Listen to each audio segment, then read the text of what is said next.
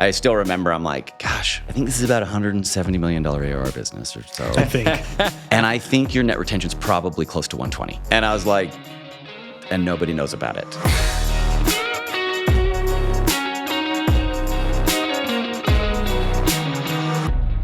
All right. Welcome, everyone, to the IO podcast. What is this, 2025 now? We're rolling. Sterling and I are stoked to be here with Adam Edmunds, who's the CEO of Entrata, which we'll talk about. Just announced something pretty big. Adam, thanks for joining us, man. Yeah, glad to be here. Good to see you guys. Fun to move our convo from the group chat to live, basically. Yeah. We basically have the group chat that like 3 9-year-old kids would have. Yeah. What Sports cards and venture and like the occasional business update. little gossip here and there. Yeah, it's fun. Adam, maybe for those who don't know you and know Entrata, introduce yourself real quick and tell us what Entrata does. Let's start there. Okay, yeah, Adam Edmunds. I'm the CEO of Entrata. I've been there coming up on 5 years now, which seems really crazy. That is I wild. remember when you took that job, and that does not seem like 5 years ago. Yeah, it was 2020. Sheesh. Before that was at a company called Podium. Before that, started a couple businesses, Allegiance that I sold in 2014, and then before that, Silent Whistle, a company I started in college and sold that in 2009. Entrata is a 22-year-old business now. Started by Dave Bateman back when I was in college. That's where I actually first heard of the company. Property Solutions was at a BYU business plan competition, and I actually was an intern for Property Solutions at the time for a summer because I just wanted to know entrepreneurship. I'd taken this class from Larry Miller at BYU, and I'm like, I want to start a business. So I went to the business plan competition, saw this company presented, and I just cold emailed Dave and was like, "Can I help? I have no qualifications or no abilities that I know of, but I'll come and like sit in the office and try and do things." And so I kind of worked there for a summer, and he was the one that actually was like, "Hey, you're pretty good at this. You should just go start your own." So that's when I went and started Silent Whistle, and I always kind of followed this company from afar, not too far though, because we kind of maintained our relationship, but never thought I'd work for this business, but always admired it. And then I took a year off in 2020. Was down in Southern California, and then I decided I was going to start a company again. Actually, remember I reached out to you about an idea I had. It's not a bad idea. Hey, you never know. It would still work. Yeah, still work. And I was here on a trip, and I was talking to just kind of some local CEOs, and I was like, "Hey, I want you to invest, and then you have to buy my product." And that's when I met Dave, and he was like, "Hey, if you're looking at doing something new, why don't you come and run Entrata?" And so I'd never had considered it. Never. And my first answer was like, that's the last thing I want to do is go run a 2,500 person company. I'm looking for like small where I know everybody's name again.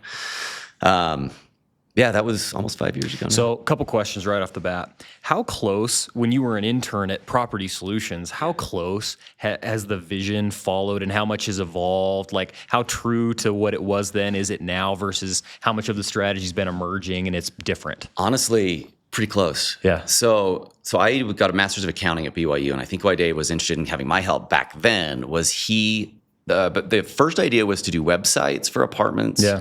And eventually payments. Payments wasn't live, but websites was.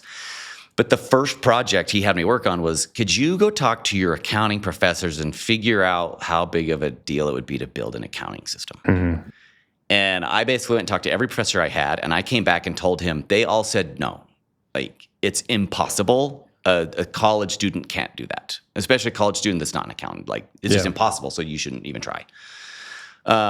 Maybe that's why he was like, you should go start your own. Like, you clearly don't believe.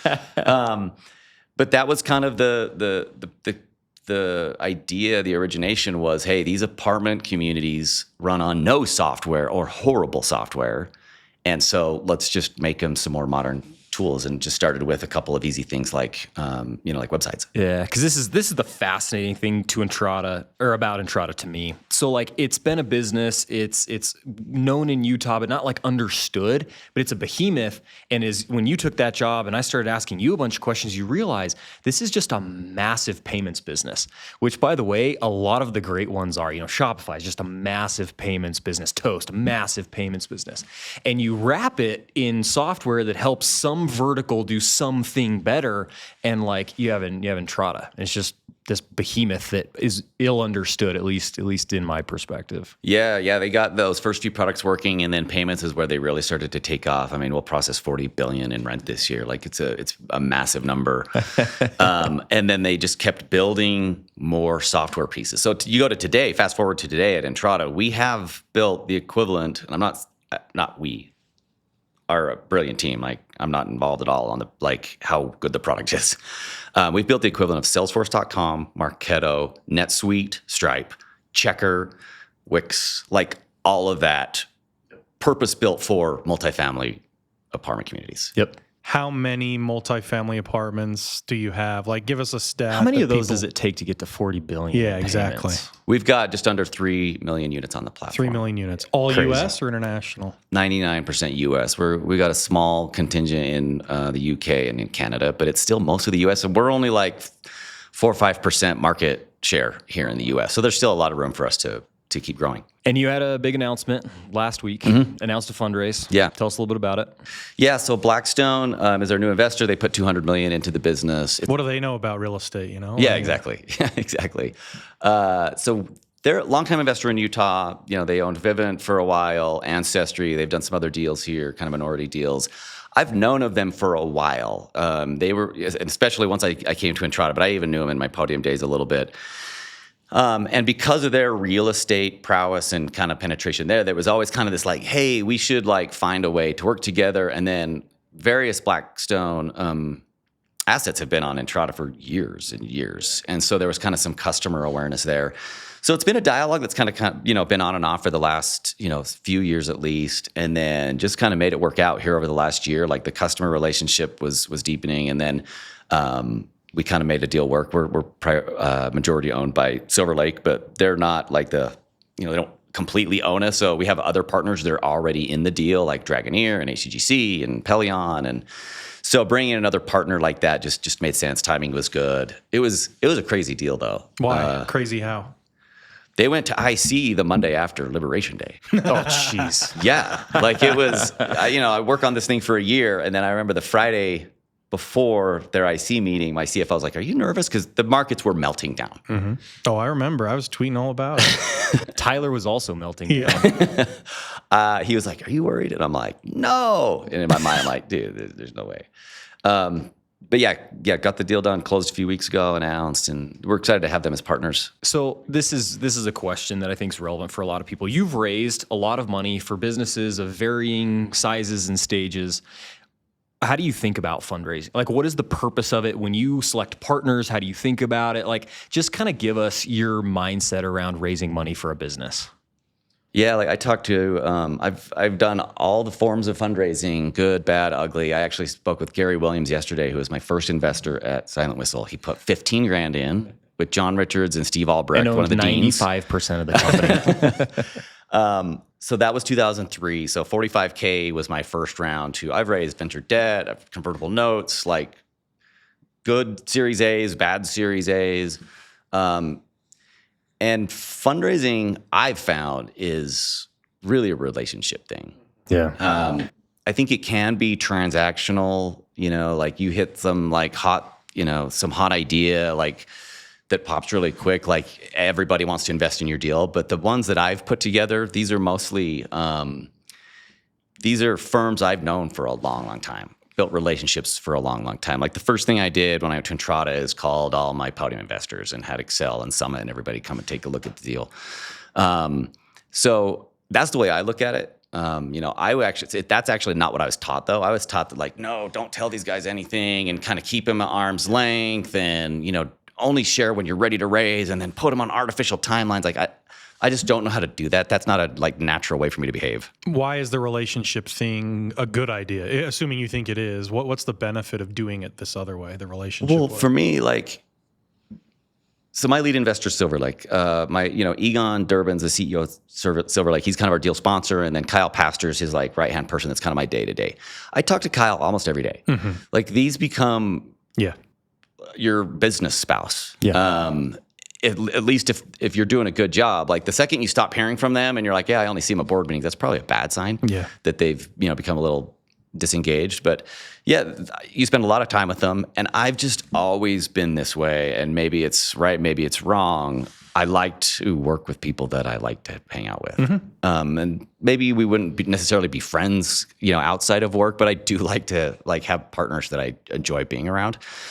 And you can only do that through getting to know people over a long period of time, see them in the good situations, see them in bad situations. And so, yeah, there's a lot of people I've taken money from across 3 companies now.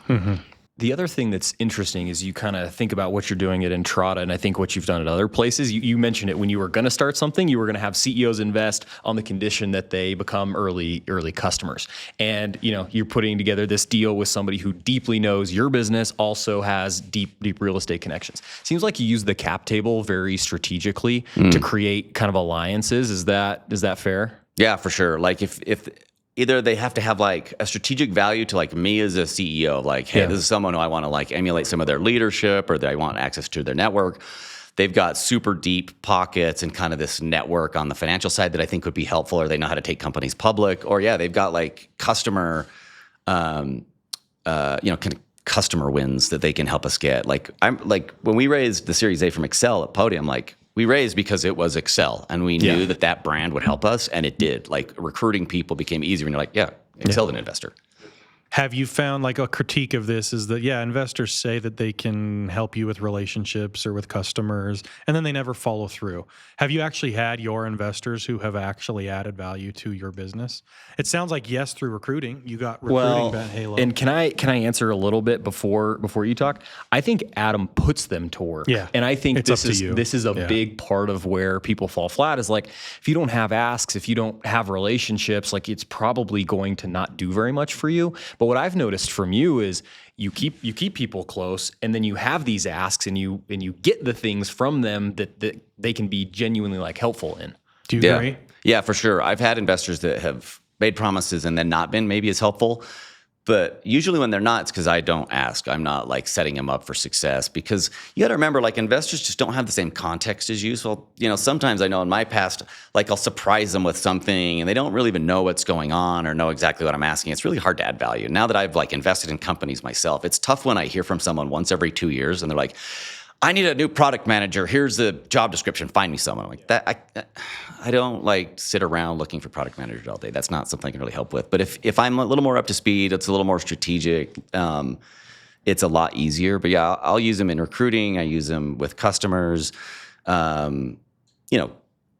We're an enterprise sales process. Our customers love meeting executives of the company. They love meeting board members. So we'll get them involved in golf tournaments with Steve Young's one of our investors, or we'll get them in.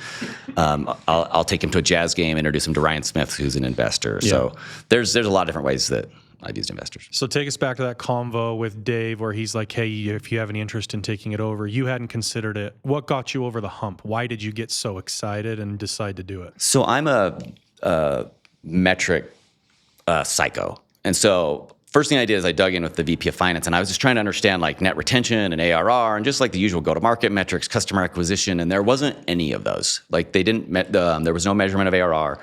They didn't calculate gross margin. Because at this point, no institutional investors in there's Entrata, no board. So there's none of that financial discipline really was needed. Yeah, the financial statements were revenue, costs, income. So I'm like, well, what's the gross margin of different products? We didn't really know, but just through asking questions, I still remember I'm like, gosh, I think this is about $170 million ARR business or so. I think. And I think your net retention is probably close to 120. Yep. That'll do. Yeah, that works. And I was like, and nobody knows about it. Yes. And one of my rules, when I was going to start something, I probably told you this back then. When I was going to start something, I'm like, okay, I want to pick the board. I want to pick the exec team. I want to pick the investors. So in my mind, I'm like, that means I have to go start something from scratch. And then I get here and I'm like, there's no board, there's no exec team, there's no investors. So you get to do it. I get to just do that at scale. So it was perfect. And the reality with me, and I've learned this over the last decade, I'm an okay founder. I'm just not crazy enough to be a really good one. I'm average. I am good if you give me go-to-market. If you are a product market fit. You hand me product market fit and a big TAM, I got you. And that's kind of what this situation was. So you mentioned that you get to choose your own board, you choose your own employees. one of the things Sterling, I didn't know you as quickly as Sterling did, right? And Sterling comes to me a couple years ago. It's probably 4, 5, 6 years ago. I was like, dude, Adam might be the best recruiter I've ever seen.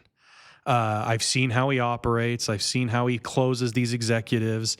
And I just had a huge crush. It was just very gushing. And it's just the way that you were handling some recruits, and you've brought on a killer team at Entrata. We want to talk about that. Yeah. Because founders have to recruit to survive. For sure. Well, the other thing is, once you've done it for as long as you have, you start to bring people from, one thing to the next.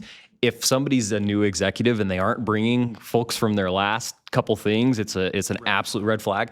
But how did you do it before you kind of had like the core group who would follow you anywhere? Like, how did you think about recruiting? Maybe when it was the hardest Give for us you. a masterclass. How should these founders think about it? So background on me, I was going to be a heart surgeon my whole life. I grew up in a pretty blue collar background. So when I started my first company, I had no idea what I was doing, and I had no network.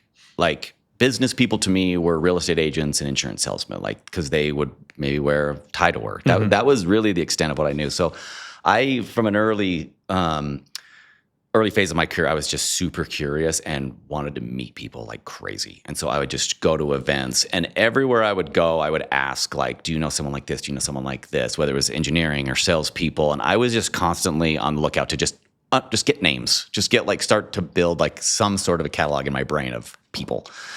And then it's just like, at first, it's really just at-bats you need, and understanding what the role is you're looking for. And it took me a while to even be able to do that well. It's easy to be like, we need a VP of marketing. And you don't actually double click into like, why, what are they going to do? What does marketing even mean for this company? Do we need someone who's good at getting leads? Do I need someone who's good at like comms? Do I need someone who's good at running events? And it took me several years to even be good at like defining what the company needed. Mm-hmm. And then you get a little better at that. And then it's still just like lots of at-bats and misses. And then you start to hit some, and then you start to just build some pattern recognition, and all the time like continuing to network. And I just kind of maintained that networking attitude throughout my career. So you look at like Entrata today, I didn't use a search firm for any of the execs we have. And like you did it all personally, just to make that explicit? Yeah. And I told this to our board in the last board meeting. I haven't even met anyone in my career that I would trade for any of my execs right now. I really think it's the best group of people I have come to know over 23 years of doing this now. But they all came through different ways. Like CTO came from Podium. Our CMO came from Podium. Our head of people came from Podium. Catherine Wong, our chief operating and chief product officer, she's someone I've known since probably 2008. I've never like explicitly recruited her, but I've gotten to know her well. And I've talked about her with dozens of people who've worked with her, just like along the way over the years. Well, she has one of the best reputations, not just in Utah, but like in product. She's just known product and eng combined. And so when a few years ago I was at lunch with her, I actually went to lunch with her to see if she wanted to maybe join my board. And she's like, I'm actually thinking of retiring, so I might have time. And I'm like, wait. You might retire? Okay, we're changing this whole discussion then. Like, you need to come and work here. My chief revenue officer, Amanda, she's maybe the most hungry, talented person I've ever worked with. She was on the go-to-market team she was the go-to-market leader for the operating team at Silver Lake. So I got to know her over a course of about a year. We bonded over like our nerdy love for go-to-market metrics initially when they first invested. And then she ended up coming over full-time a few years ago. Just really great. And then my CFO, Mark, I've known for 10 or so years. I've interviewed him a couple times. And he was my first phone call. When I decided to take the job in 2020, I called him. When you say, I think ARR is this and I think NDR is this, you wanted a finance guy first. Yeah, exactly. Yeah. So he was my first call. I decided to take the job. I called Mark. It was a Friday. And he was at Pluralsight. He was kind of the number 2 guy at Pluralsight. And he's like, your timing is interesting. Call me on Monday. And I'm like, okay. Monday morning, they announced they were getting acquired by Vista. So it ended up being just super serendipitous. So, and he's the best CFO in Utah. So the general principle so far is keep a wide surface area and meet tons of people so that you can get a sense for who's available, who's interested, and who you can work well with. Is that fair? Yeah, and it's just constant curiosity. I mentioned this, you probably remember, I mentioned this at an event I spoke at with Sterling a year or so ago. I've talked to probably 20 people about you. that have worked with you. Like I'm just constantly like, I see a name, like I would see you on LinkedIn. I'm like, this guy seems pretty smart. And I just am constantly asking questions about people. So there's a theme developing here, which is I think you try a lot of conventional wisdom forces you into like speed dating. Open a rec, interview 20 people, make a decision. Call 10 investors, give them a timeline, sign a term sheet. And the theme is like you're saying, hey, these things are like low and slow, and then when an opportunity comes, I have a deep bench to actually make something happen. Right. So you nurture relationships. So it's like speed dating versus forming a relationship. And whether it's recruiting, whether it's thinking about investors, board, you're like, hey, I want to actually know these people, have multiple options, and then pick the ones based on the timing and the opportunity. Fair enough? Yeah, exactly. Because there's times like, you and I've talked in the past before where it's like couldn't make the timing quite work. Yep. And you have to be ready to like pivot to something else. Like if you get too set on a certain person for a certain role, like you just can't guarantee that timing's going to work on their side. Yep. And I think that there's a lot of wisdom in that, but it kind of means you're always doing it. Always. You can never stop doing it. So you're always kind of recruiting, kind of hiring, but really just getting to know people, building relationships, kind of that curiosity you talked about coming out of college just kind of can never go away. And the thing I think you are always doing it, and one thing I think a lot of founders and CEOs, leaders in general, don't understand is you're doing it even when you don't think you're doing it. Yeah. Like every event you go to, how you conduct yourself, what you like say about people behind their back, how you exit people from your company, all of that becomes just this kind of like living like AI on you that's just constantly learning and taking in new data. Like, there's a lot of founders. I also think I'm not against it, all third-party search firms. I think they can be super, super valuable. We use them at Entrata. I see a lot of people overuse those though. Mm-hmm. And it's just not good. I just fundamentally don't believe you can go like poach someone from this company, poach someone from this, and just mesh this team together and make it work. It just doesn't work that way. So the reputation you build is probably number one. Like I took a call from a search firm recently of a local CEO, and they're like, hey, we don't even know if we can, they've gone through so many executives and none of the executives speak super great. We don't even think we can help them find anyone. And it's like if that starts to become like an MO for a company because you don't exit people right or you don't treat people right, like you're just dead. Like people talk, like people like just like we do back channel on everyone we recruit, you get back channeled by everyone. And it's interesting. I never really even realized that until like, Catherine came on and she's like, oh yeah, I talked to this person about you and this person about you and this person. I'm like, oh, I'm glad I was like nice to all. Well, there's a good lesson there too, which is if it's right for you to do this passive subliminal search at all times, and that's smart for you, you should expect great people to be doing that as well. They're 100% doing it. And if they're not, it's actually a yellow flag. Exactly. And that's why when you two find each other, it's like and two the people seeking a marriage. Out. Like you're both actually trying to find the right partner. The marriage similarities are very strong. Yep. Okay, so there's this framework we talk about in venture a bunch of like source, find someone, secure it, win it, and then like support them after. You're doing the same thing. You're sourcing people, but then let's move down the funnel. How do you know whether they're good enough to pursue? So how do you recognize greatness? And then how do you close them once you've recognized greatness? Because I think that's what prompted Sterling back, 5 years ago. Like, dude, this guy knows what greatness looks like. And then he's like relentlessly pursuing it to close it. Talk about that. I generally like people who've been a part of something special before and they've seen the scale and they can talk in really great detail about it. Mm-hmm. Like think of like a great sales leader, even a great like manager, even a great rep. Like I'm always surprised, like I'll interview someone from a company I think runs a great sales process. I'll interview some rep and say, like ask them, what was your quota attainment last year? And they're like, it was about like, I don't know, maybe like 101. And you're like, okay, good reps know it to the like 100th decimal point. Yep. So I look for that kind of same thing just across the board with execs in general. But like there are certain companies that are known for good types of people. Like Qualtrics had a good sales environment. Instructure had a really good product and design background. Yep. Anyone from Divvy, if we ever needed a fintech person, we would go look at the Divvy network. You guys also had good product guys and good go-to-market people. I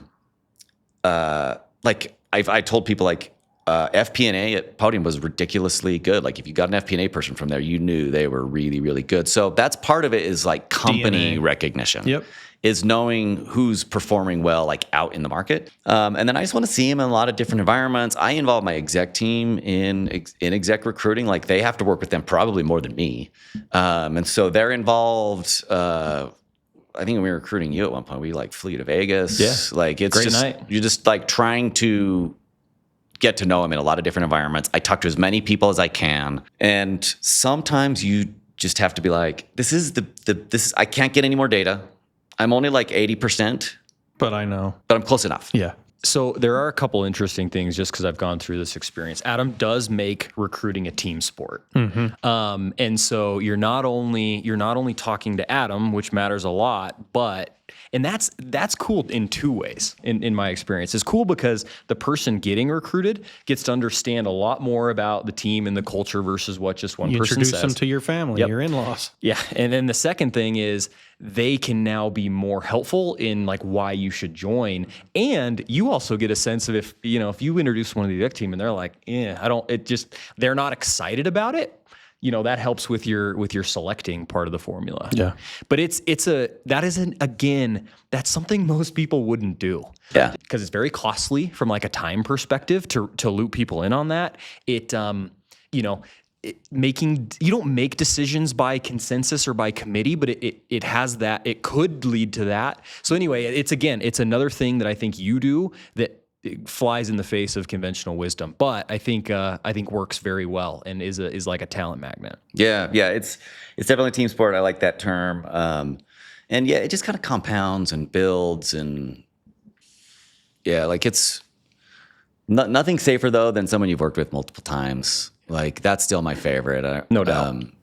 Like I remember my CTO, I texted him when it was time, and he picked up the phone. I called him and he picked up the phone. He's like, "Is this the call?" I'm like, "This is the call." And it's just nice. Like you know that I know you've got a bunch of people you've been with before as well. And I think that's the most important thing that people need to remember is how you conduct yourself, treat people, build that loyalty. Like we can't all have our own like PayPal mafia or whatever they called that thing, but your own little version of that.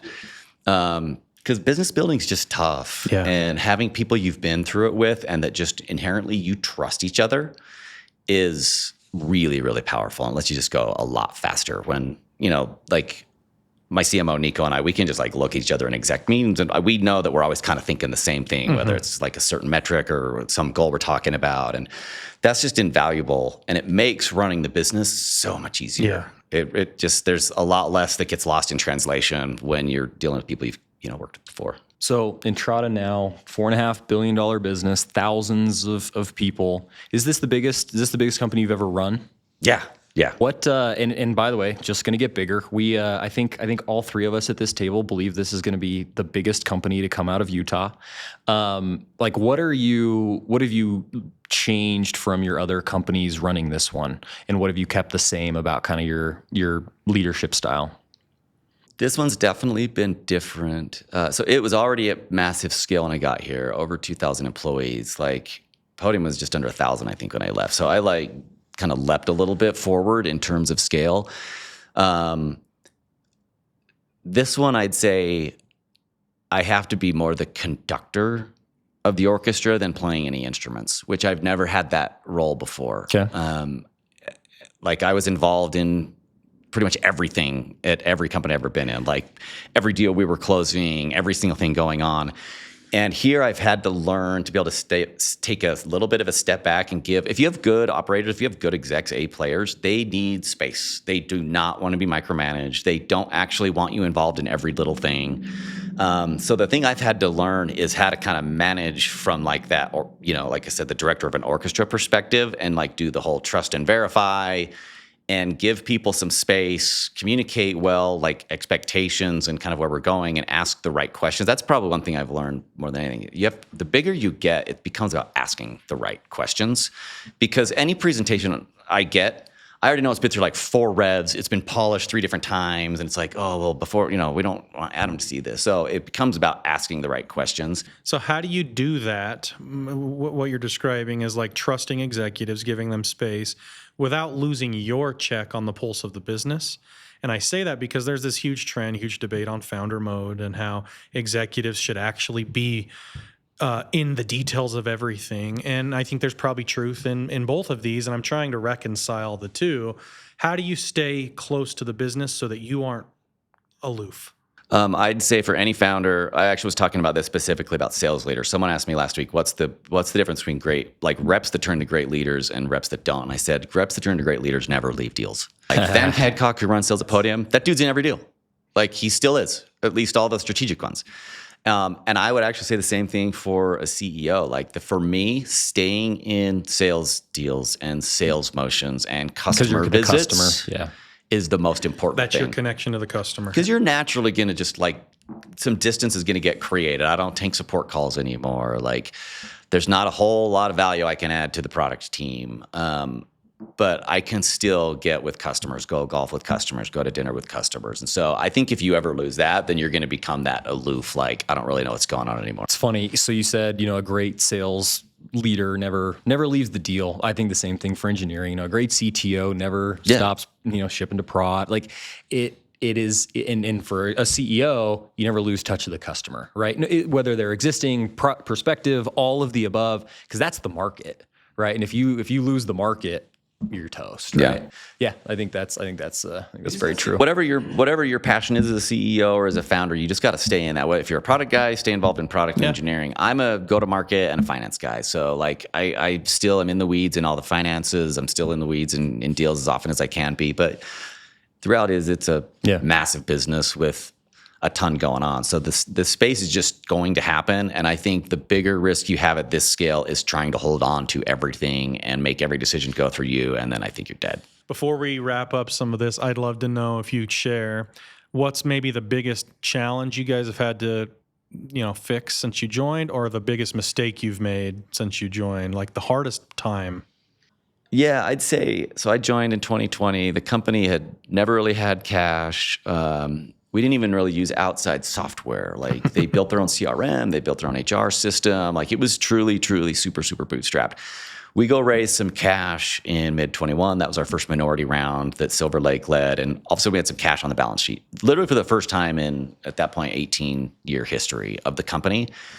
And probably the mistake we made is the company didn't know how to spend money. Mm-hmm. That's a muscle. Didn't know how to buy outside software. So all of a sudden we were like buying things and not implementing them and hiring people, like I said, for roles that maybe didn't need to exist. But it was like, oh, well, this company has this certain role and that seems kind of trendy. So we need that person with that title. I'd say we did that kind of through 21. And then, everything changed. Everyone had money in 21. Everything was great for everybody. And then things started to just kind of change macro-wise. And so we pulled some of that back. And I wouldn't say it was like some massive mistake we made, but we definitely hired ahead of our skis a little bit, spent ahead of our skis a little bit. And then we kind of had to pull that back kind of in 2022, 2023. But it was a good learning for me. I remember Ryan Smith told this to me because, he'd done a bootstrap business in Qualtrics. And I was talking about different things we needed to change operationally or within the company because it didn't have cash all that time. And he's like, don't forget, the business has lent itself to being run that way already. Mm-hmm. Yeah. And maybe you shouldn't be changing things. I wish I'd listened to that a little bit more of just because it's run, this certain process is not completely automated or not as pretty as you'd like, or you wouldn't brag to your friends or write a book about it. It works and it's fine. So there's something pretty amazing about DNA of companies and when they sort of from their earliest inception and then it gets codified over time. And you always want to be making it the best version of itself, but you're not going to show up and make it a 180. Or if you try, that's usually where a lot of cultures die. And a lot of companies have massive reversions. And so you got to pay attention to the DNA of something while helping it be the best version of itself, right? Yeah. Yeah. That was probably the hardest task for me, was the cultural aspect of entering a company that big that had a very specific culture with, a strong personality, and the CEO and then Chase Harrington, a strong personality, and the president, who was kind of the customer facing guy. And in the middle of COVID, like trying to find my way into that. Like you said, there was stuff I knew I wanted to add. Yeah. And there was kind of like some startup-y vibes that I felt like we didn't need anymore. Yeah. And that transition, you lose some people through. Yeah. They're like, hey, I like that we do these things and I don't want to change. And so that like culture shift was pretty crazy to go through. And yeah, I would say if you're entering that kind of environment, you got to respect what's been built. And I always had respect for what they'd built. But there were a few things, like if I went back, I'd be like, I should have left that alone. I should have left that alone. And there's other things I probably wish I would have changed faster. All right, you've got some big goals, I'm assuming, for Entrata, a big vision. I don't know how much you've talked about that publicly, but share what you're open to it. What do you want this thing to put turn it on into? the record, and What are you trying to do here with this quiet company that no one knows about that's worth $5 billion? See what he did there? It just added an incremental 500 million. Rounded it. Yeah, I do think this will be one of the largest SaaS companies ever out of Utah. I think it'll be a multi-generational business. I'd never worked in a company like this. I'd also never worked in vertical SaaS. But to be honest, I came in without really any goals. Like I remember when I first started, my commitment was I'll stay for a year or two. But I just kind of fell in love with the company, the mission. Like, our software, these folks who operate apartment communities are using crappy software and have for years. And they're like helping people through these really emotional events. When you think of moving to or from a new location, a new apartment, it's usually accompanied with really emotional events like marriage, graduation, divorce, kids sick, you have to move cities for treatment. Like it's, and our software helps make those people on the ground be able to go spend their time with humans, helping them through those situations rather than dealing with crappy software. And so I kind of just really fell in love with the human impact part of this company as well, which I didn't know when I joined. I just thought this was some cute apartment app. So really fell in love with that. My goal now is probably, I don't have any like intrinsic financial goals or revenue targets. Like I do think this will be $1 billion revenue company. I do think it'll be here in 10, 20 years, long after I'm gone, and still, have a building there by the freeway that I hope people drive by and are super proud of because I know I'll be there. And it's also like building a company like this takes lots of people over lots of years. And, I see people out in the community, or I have people approach me at like the grocery store and like, I worked at Property Solutions back in 2008, just love that it's still a thing. And, a lot of people have a lot of pride for this business. And so I feel a lot of ownership or stewardship to make them all proud of what they helped create. Because I remember right when I joined, I was like, this company deserves to be great. And the people who built it deserve to know, they deserve to have the credit for building that thing. And at the time, I just felt like no one knew. Like it was this sleeping giant. Most people didn't know what it was. It's like, is it a rent payment thing? Is it a software company? We don't actually know. So that's probably my main goal. Is I just want it to be as great as it can. And it's a special business. I just feel I don't know why they let me run it. Like it's definitely a lot better a company than I should be running. Last question is, we call it the golden spur question, and it's what drives you personally. You've talked about it here already, like you want to build something that outlasts you, but even outside of Entrata, what makes you tick? What drives you? Why are you the way you are? Gosh, I could do 3 hours on this. It's probably an evolving question for me. I'm a person who probably did a lot of things for the wrong reasons and the wrong motivations for a lot of my life. To make people happy, to make people proud of me, for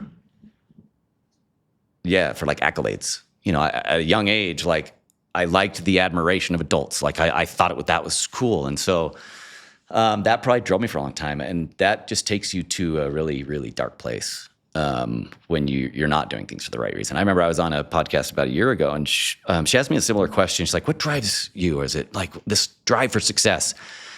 And I just spit these words out to her. And I've ever since been kind of haunted by my own words. And I said, I'm not running to success. I'm running from failure. Like, let's be clear here. And that's just not a healthy way to go about it. If you're constantly running from that, running from your demons, running from those fears, you don't ever get to be done because you're always going to be running from them. So probably what drives me now is trying to do things for the right reasons, for Adam for my family, not to make anyone proud, not to make my investors proud, not to make money. And that's a lifelong journey I think that I'm going to be on. But what I enjoy most about the journey is the people I get to work with. And that is what really kind of drives me day to day. It's why I came back to Entrata. That year I took off, I was just kind of riding my bike. And what got me back was the people. I miss interacting with a team.